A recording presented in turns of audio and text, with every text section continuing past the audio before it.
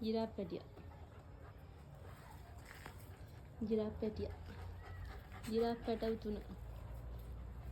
දලු කොළ කන්නයි අපි ආස ගස්වල තියෙන දලු කොළ කන්නයි ආස.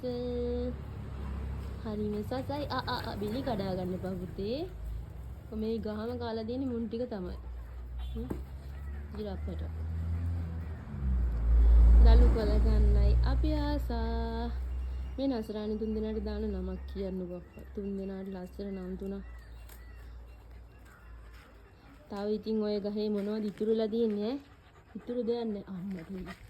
යකෝ ඒ ගහ නම් කන්න එපා ඈ. ඕකමයි කරපිංච ගහ. හැම දෙයකම ඔය ගහ විතරයි තියෙන්නේ.